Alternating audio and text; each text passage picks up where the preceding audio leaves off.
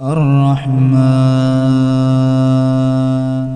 علم القرآن خلق الإنسان علمه البيان الشمس والقمر بحسبان والنجم والشجر يسجدان والسماء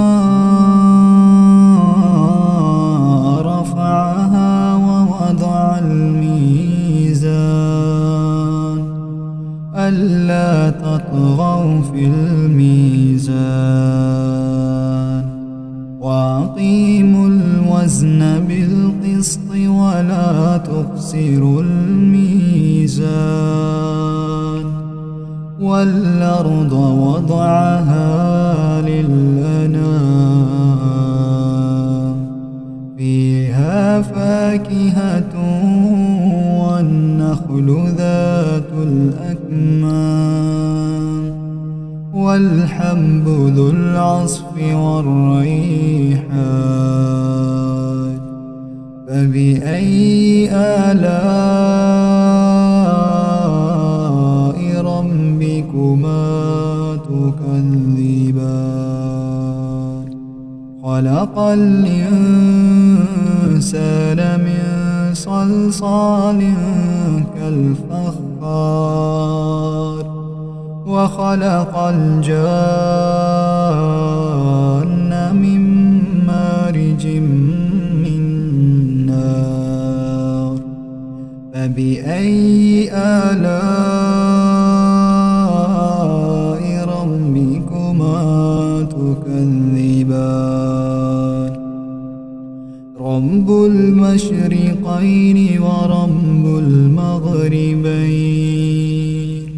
فبأي آلاء ربكما تكذبان مرج البحرين يلتقيان بينهما برزخ لا يبغيان فبأي آلاء ربكما تكذبان يخرج منهما اللؤلؤ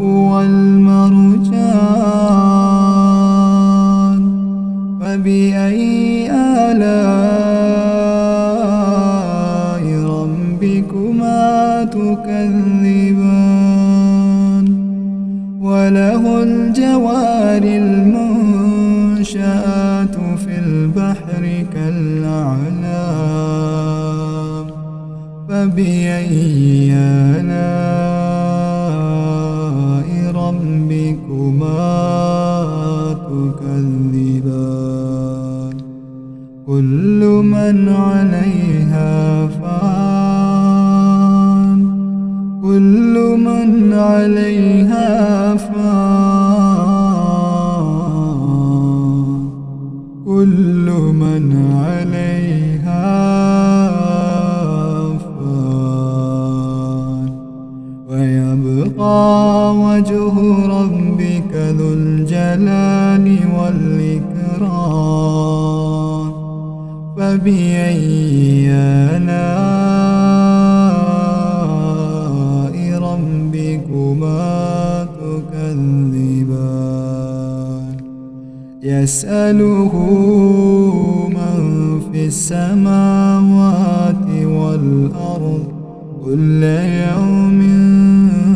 هو في شأن فبأي آلاء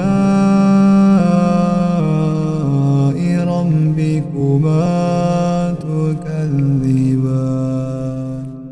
سنفرغ لكم أيها الثقلان فبأي آلاء ربكما تكذبان يا معشر الجن والإنس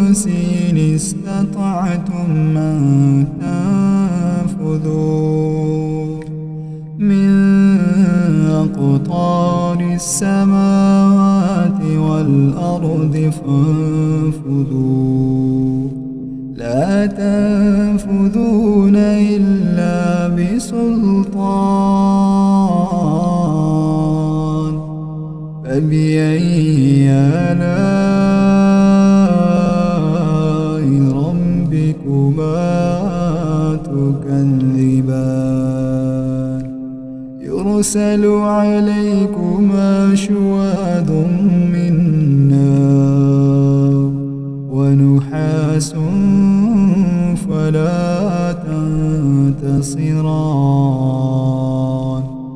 فبأي آلاء ربكما تكذبان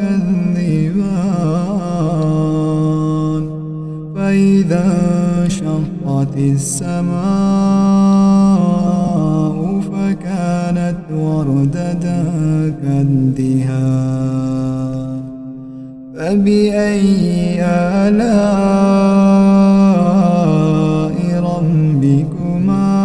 تكذبان فيومئذ لا يسأل عن ذنبه إنس ولا جان فبأي آلاء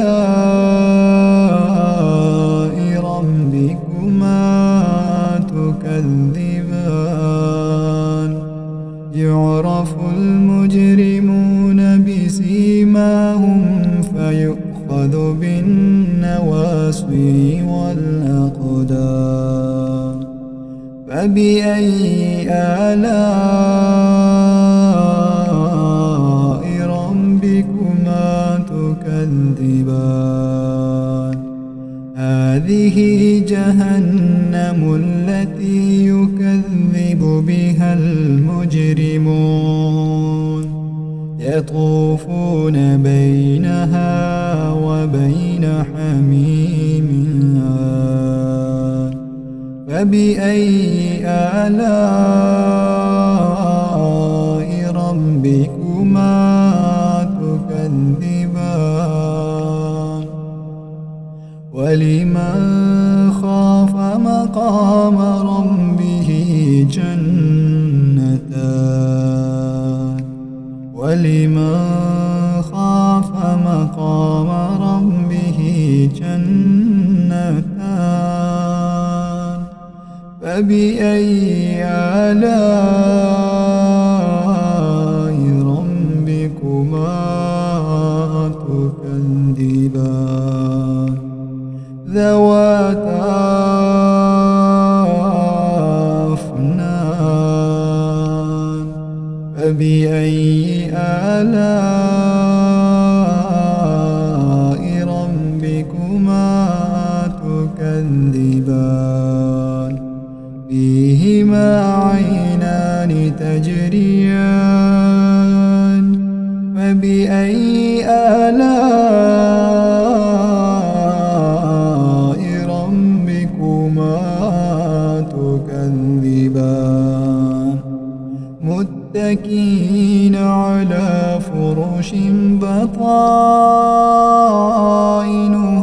من استبرق وجنى الجنتين دان فبأي آلاء ربكما تكذبان فيهن قاصرات الطرف لم يطمثهن إنس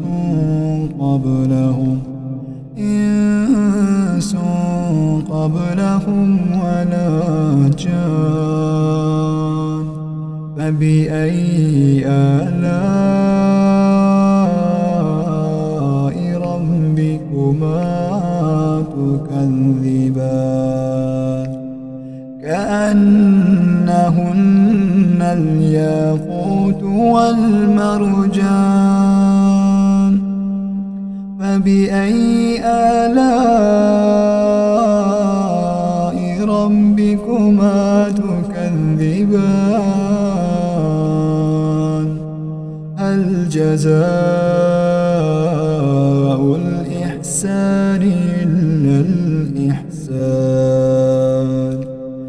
فبأي آلاء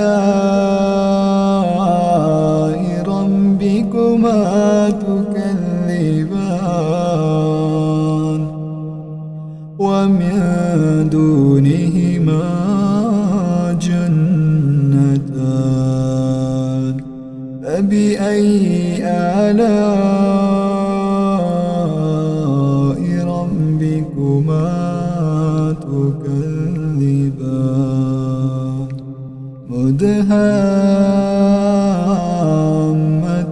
مدهامتان فبأي آلاء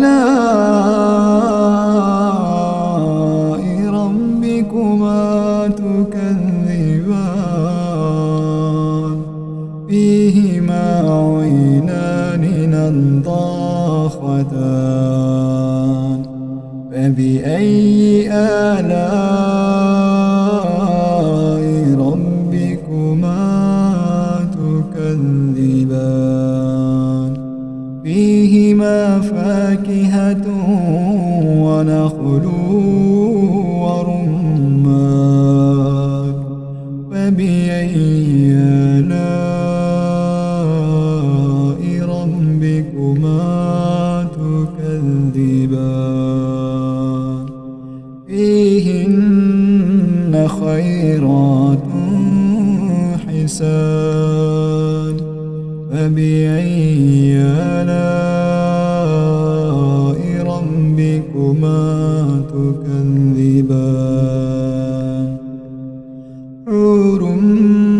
مقصورات في الخيام فبأي آلاء ربكما تكذبان لم يطمثهن إنس قبلهم ولا جان فبأي آلاء ربكما تكذبان متكئين على رفرف خضر وعبقري حسان فبأي آلاء ربكما تكذبان تبارك اسم ربك ذي الجلال والإكرام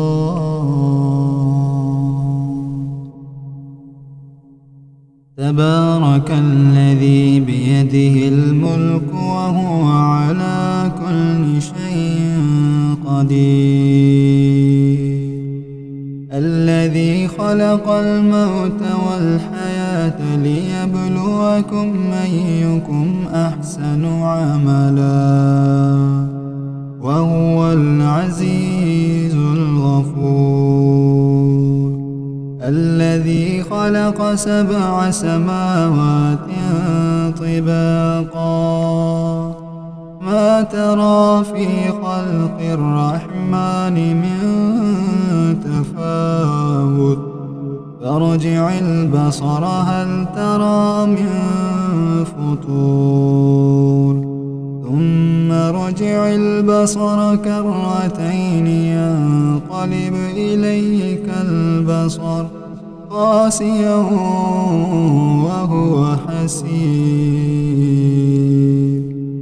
ولقد زينا السماء الدنيا بمصابيح وجعلناها رجوما للشياطين وأعتدنا لهم عذاب السعير وللذين كفروا بربهم عذاب جهنم وبئس المصير إذا ألقوا فيها سمعوا لها شهيقا وهي تفور تكاد تميز من الغيظ كلما ألقي فيها فوج سألهم خزنتها ألم يأتكم نذير قالوا بلى قد جاءنا نذير فكذبنا وقلنا ما نزل الله من شيء إن أنتم إلا في ضلال كبير وقالوا لو كنا نسمع أو نعقل ما كنا في أصحاب السعير فاعترفوا بذنبهم فسحقا لأصحاب السعير إن الذين يخشون ربهم بالغيب لهم مغفرة وأجر كبير وأسروا قولكم أو اجهروا به إنه عليم بذات الصدور ألا يعلم من خلق وهو اللطيف الخبير هو الذي جعل لكم الأرض ذلولا فامشوا في مناكبها وكلوا من رزقه وإليه النشور أأمنتم من في السماء أن يخسف بكم الأرض فإذا هي تمور أم أمنتم من في السماء أن يرسل عليكم حاصبا فستعلمون كيف نذير ولقد كذب الذين من قبلهم فكيف كان نكير أولم يروا إلى الطير فوقهم صافات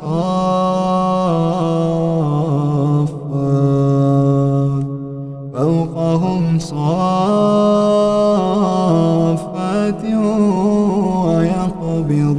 ما يمسكهن إلا الرحمن إنه بكل شيء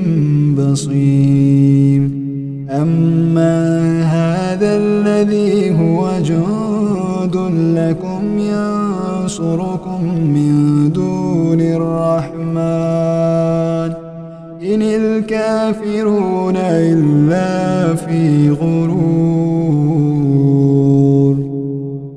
أما هذا الذي يرزقكم من أمسك رزقه بل لجوا في عتو ونفور أفمن يمشي مكبا على وجهه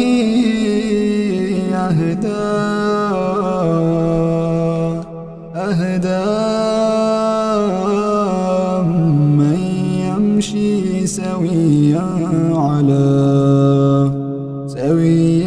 على صراط مستقيم قل هو الذي أنشأكم وجعل لكم السمع والأبصار والأفئدة قليلا ما تشكرون قل هو الذي ذراكم في الأرض وإليه تحشرون ويقولون متى هذا الوعد إن كنتم صادقين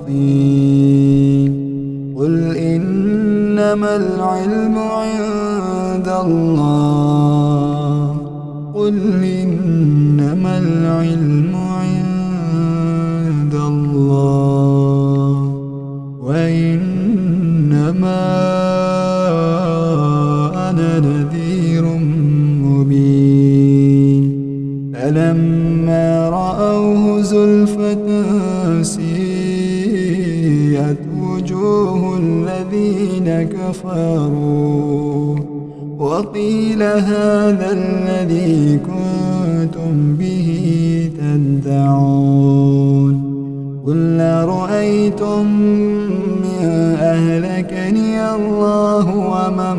معي أن رحمنا فمن يجير الكافرين من عذاب أليم قل هو الرحمن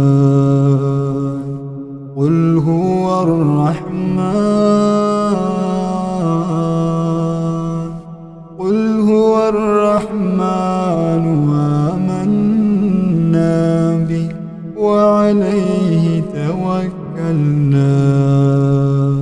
فستعلمون من هو في ضلال مبين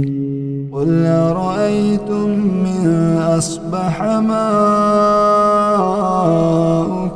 غورا فمن يأتيكم بماء معين ياسين والقرآن الحكيم إنك لمن المرسلين على صراط مستقيم تنزيل العزيز الرحيم لتنذر قوما ما أنذر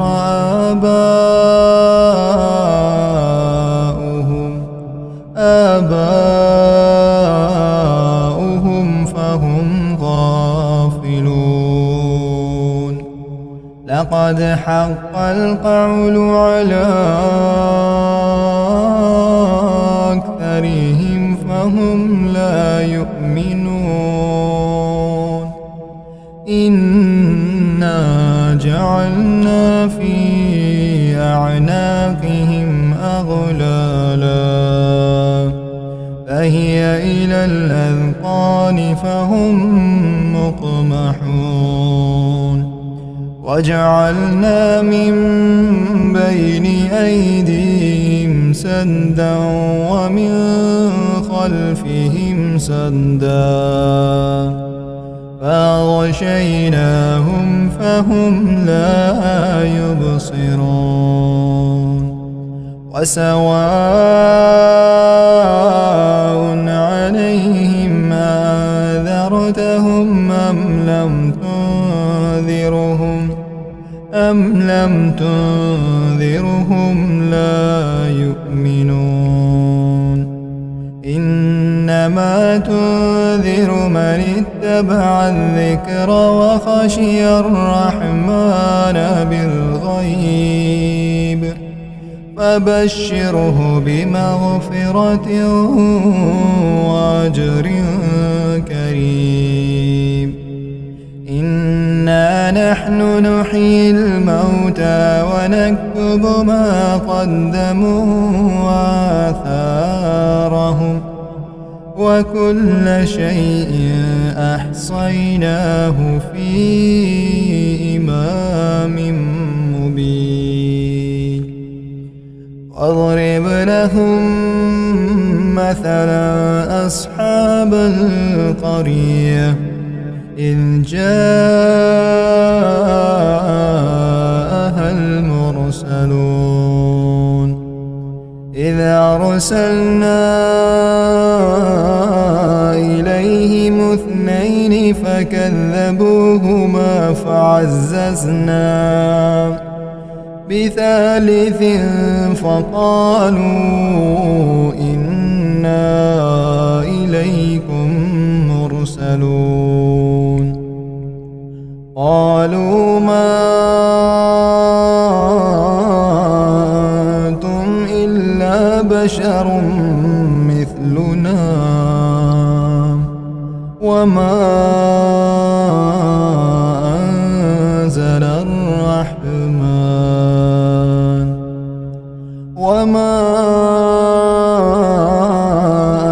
أنزل الرحمن من شيء إن أنتم إلا تكذبون قالوا ربنا يعلم إنا إليكم لمرسلون وما علينا إلا البلاغ المبين قالوا إنا تطيرنا بكم لئن لم تنتهوا لنرجمنكم وليمسنكم منا عذاب أليم قالوا طائركم معكم أئن ذكرتم بل أنتم قوم مسرفون وجاء من أقصى المدينة رجل يسعى قال يا قوم اتبعوا المرسلين اتبعوا من لا يسألكم أجرا وهم مهتدون وما لي لا أعبد الذي فطرني وإليه ترجعون أأتخذ من دونه آلهة إن يردني الرحمن بضر لا تغني عني شفاعتهم شيئا ولا ينقذون إني إذا لفي ضلال مبين إني آمنت بربكم فاسمعون قيل ادخل الجنة قال يا ليت قومي يعلمون بما غفر لي ربي وجعلني من المكرمين وما أنزلنا على قومه من بعده من جند من السماء وما كنا منزلين إن كانت إلا صيحة واحدة فإذا هم خامدون يا حسرة على العباد يا حسرة على العباد ما يأتيهم من رسول إلا كانوا به يستهزئون ألم يروا كم أهلكنا قبلهم من القرون أنهم إليهم لا يرجعون وإن كل لما جميع لدينا محضرون وآية لهم الأرض الميتة وأحييناها فأخرجنا منها حبا فمنه يأكلون وجعلنا فيها جنات من نخيل وأعناب وفجرنا فيها من العيون ليأكلوا من ثمره وما عملته أيديهم أفلا يشكرون سبحان الذي خلق الأزواج كلها مما تنبت الأرض ومن أنفسهم ومما لا يعلمون وآية لهم الليل نسلخ منه النهار فإذا هم مظلمون والشمس تجري لمستقر لها ذلك تقدير العزيز العليم والقمر قدرناه منازل حتى عاد كالعرجون القديم لا الشمس ينبغي لها أن تدرك القمر ولا الليل سابق النهار وكل في فلك يسبحون وآية لهم أنا حملنا ذريتهم في الفلك المشحون وخلقنا لهم من مثله ما يركبون وإن نشأ نغرقهم فلا صريخ لهم ولا هم ينقذون إلا رحمة منا ومتاعا إلى حين وإذا قيل لهم اتقوا ما بين أيديكم وما خلفكم لعلكم ترحمون وما تأتيهم من آية من آيات ربهم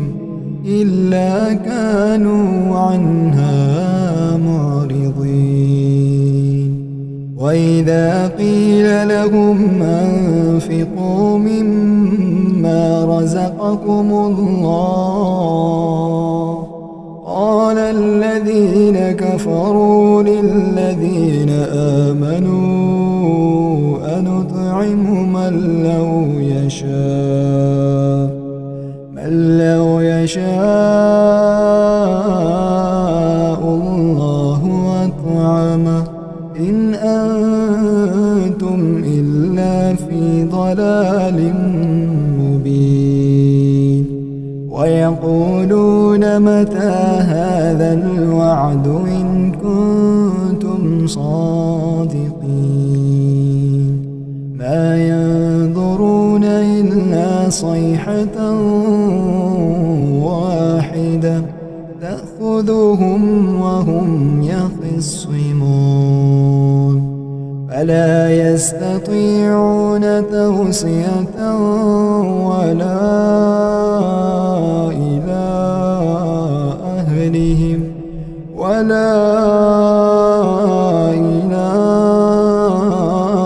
أهلهم يرجعون ونفخ في الصور فإذا هم من الأجداث إلى ربهم ينسلون قالوا يا ويلنا من بعثنا من مرقدنا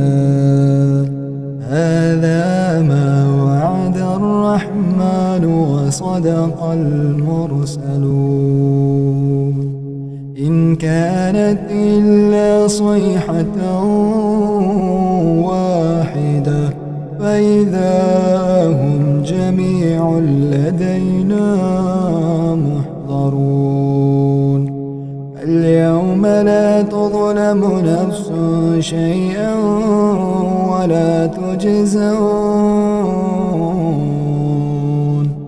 ولا تجزون إلا ما كنتم تعملون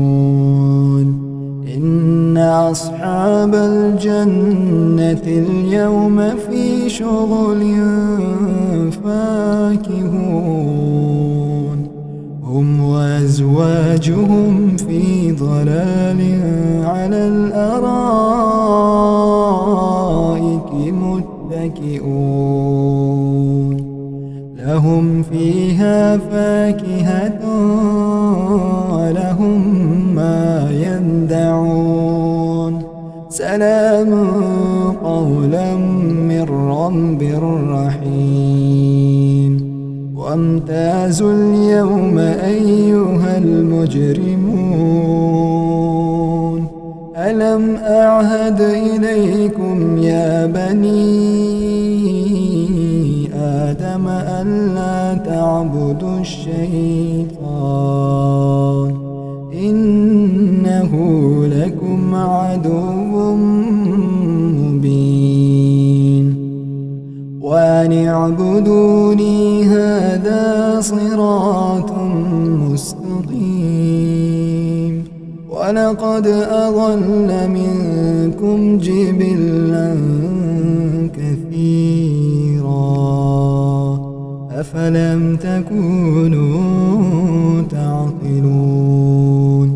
هذه جهنم التي كنتم توعدون اصلوها اليوم بما كنتم تكفرون اليوم نختم على أفواههم وتكلمنا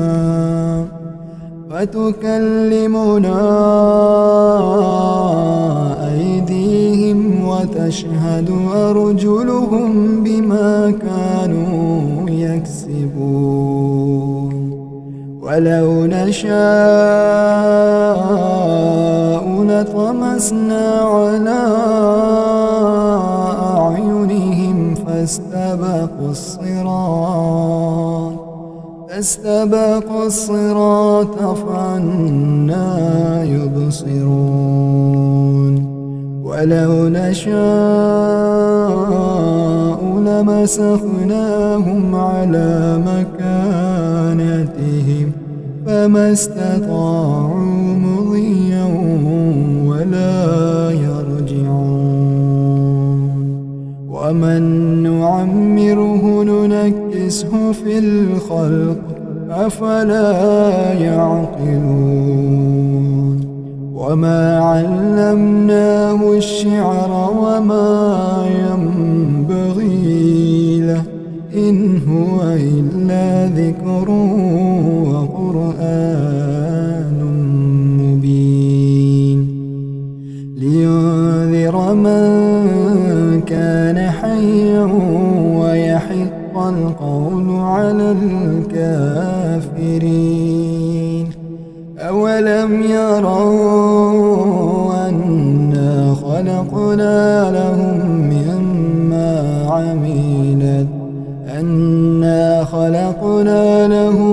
مما عملت أيدينا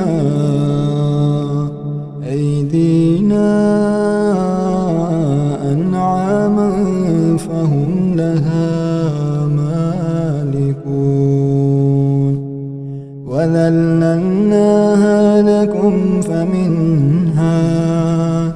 وذللناها لهم فمنها ركوبهم ومنها يأكلون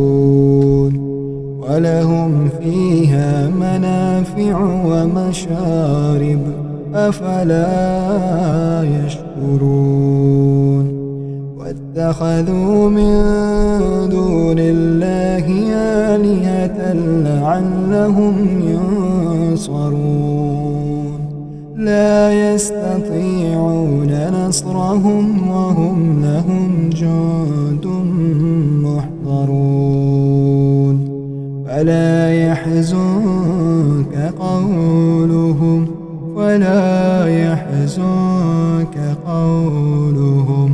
إنا نعلم ما يسرون وما يعلنون أولم ير الإنسان أنا خلقناه من نطفة فإذا هو خصيم مبين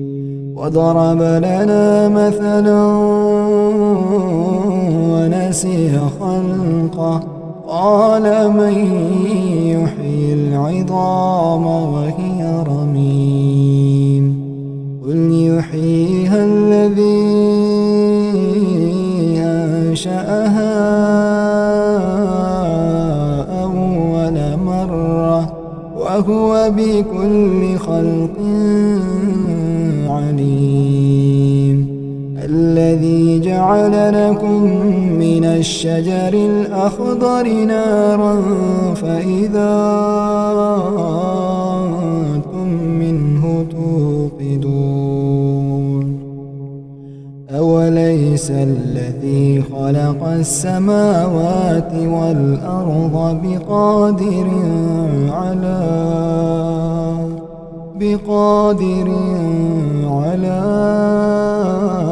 أن يخلق مثلهم بلى وهو الخلاق العليم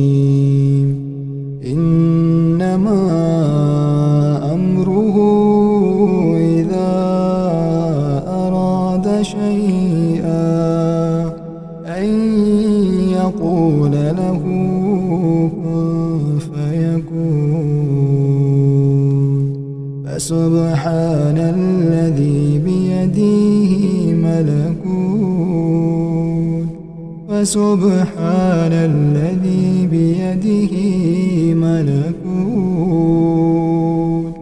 ملكوت كل شيء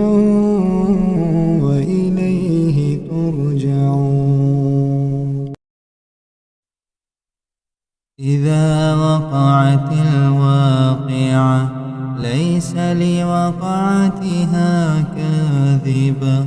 خافضة رافعة إذا رجت الأرض رجا وبست الجبال بسا فكانت هباء منبثا وكنتم أزواجا ثلاثة فأصحاب الميمنة ما أصحاب الميمنة وأصحاب المشأمة ما أصحاب المشأمة والسابقون السابقون أولئك المقربون في جنات النعيم ثلة من الأولين وقليل من الآخرين على سرر موضونة متكئين عليها متقابلين يطوف عليهم ولدان مخلدون بأكواب وأباريق وكأس من معين لا يصدعون عنها ولا ينزفون وفاكهة مما يتخيرون ولحم طير مما يشتهون وحور عين كأمثال اللؤلؤ المكنون جزاء بما كانوا يعملون لا يسمعون فيها لغوا ولا تأثيما إلا قيلا سلاما سلاما وأصحاب اليمين ما أصحاب اليمين في سدر مخضود وطلح ممدود وظل ممدود وماء مسكوب وفاكهة كثيرة لا مقطوعة ولا ممنوعة وفرش مرفوعة إنا أنشأناهن إنشاء فجعلناهن أبكارا عربا أترابا لأصحاب اليمين ثلة من الأولين وثلة من الآخرين وأصحاب الشمال ما أصحاب الشمال في سموم وحميم وظل من يحموم لا بارد ولا كريم إنهم كانوا قبل ذلك مترفين وكانوا يصرون على الحنث العظيم وكانوا يقولون أئذا متنا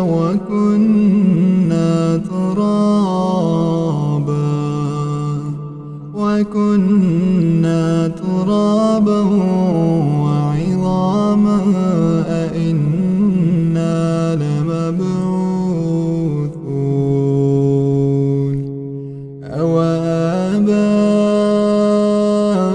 أوآباؤنا الأولون قل إن الأولين والآخرين لمجموعون إلى ميقات يوم معلوم ثم إنكم أيها الضالون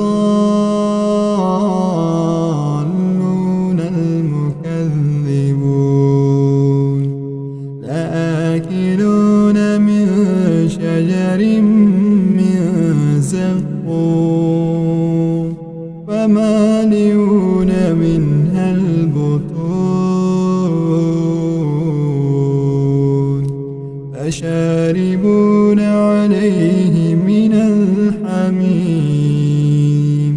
فشاربون شرب الهيم هذا نزل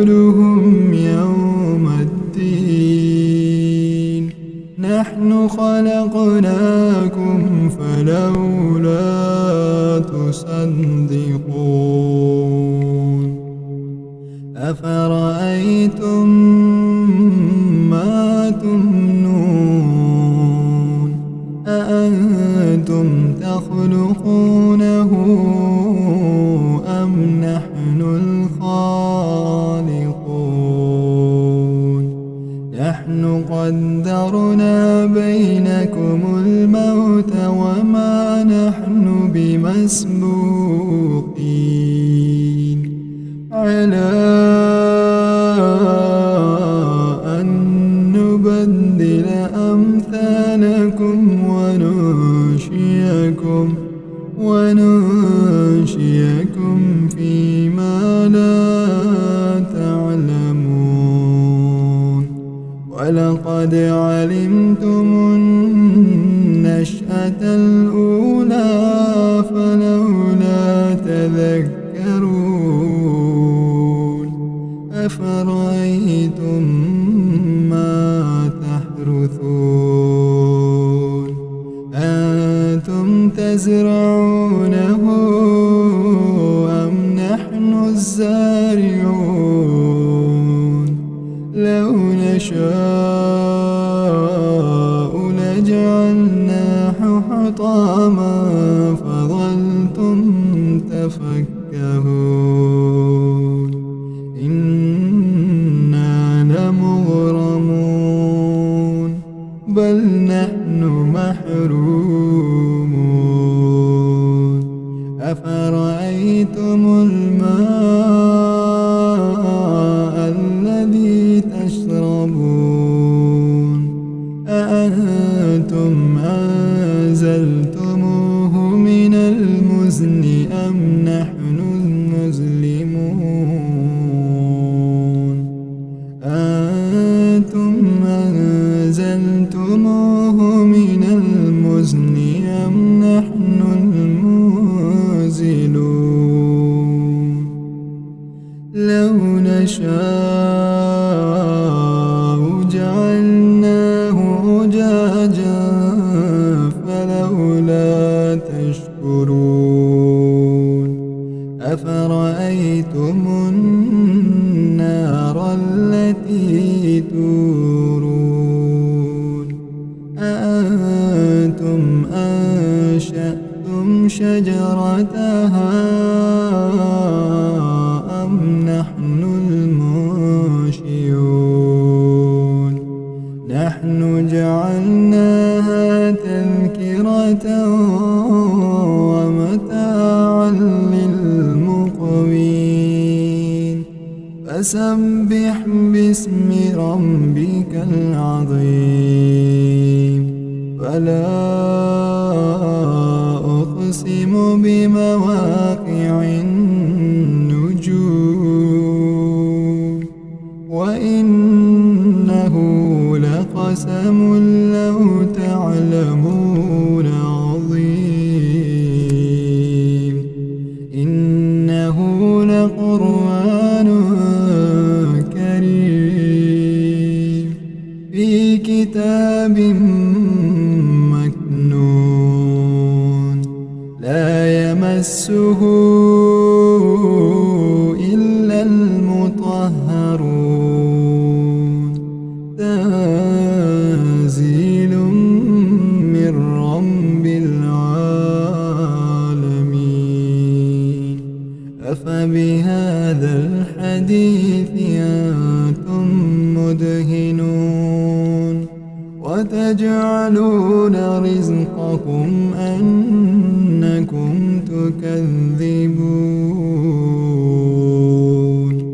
فلولا إذا بلغت الحلقوم وأنتم حينئذ تنظرون ونحن أقرب إليه منكم ولكن لا تبصرون فلولا إن كنتم غير مدينين ترجعونها